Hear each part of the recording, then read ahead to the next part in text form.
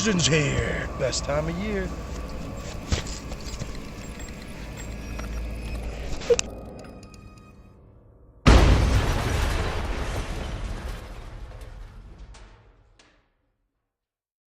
Alright, well it's time, like we did in our wrestling roots, to mosey on down south and take a look at the teams in the NFC South.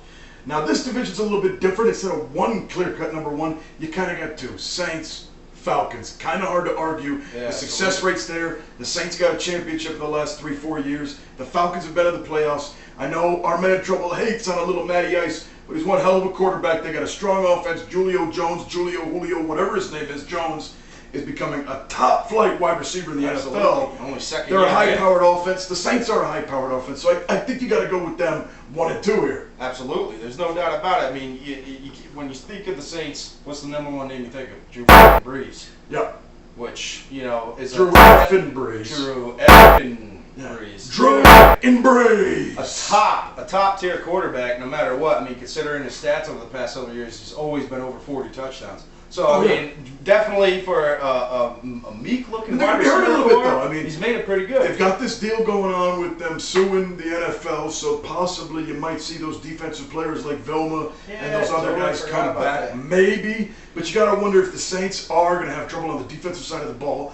But their offense should easily overcome it. Drew Brees still has, Marquise Colston. He's still got Darren Sproles. Yep. He's still got Mark Ingram. He's still got Jimmy Graham, one of the best tight ends in the game. They're going to be fully functional. The Falcons will be fully functional. There's going to be a tight division between those two. But now let's look at the other teams. The Panthers, Cam Newton, love you, baby. But God damn, you are just like Sam Bradford. You got no help. Steve Smith is okay, but you're on the wrong side of your career. Yeah, and Cam Newton needs a guy that's now. Cam Newton needs a Megatron. Yeah, and he I needs don't really see Gaddis getting there on the felt. No, and then you look at the Buccaneers, they're the intriguing ones. Yeah. If the Saints falter a little bit because of that defense, I could see the Bucs stepping up. Falcons, Bucs, Saints, and Panthers. Because, and this is the reason why, they've totally committed to Josh Freeman. They got him Vincent Jackson. They went out and got Doug Martin in the draft, a solid running back. Then they went out and got him Dallas Clark. He's got weapons now, and it wasn't too long ago he was throwing for 26 touchdowns and 12 interceptions.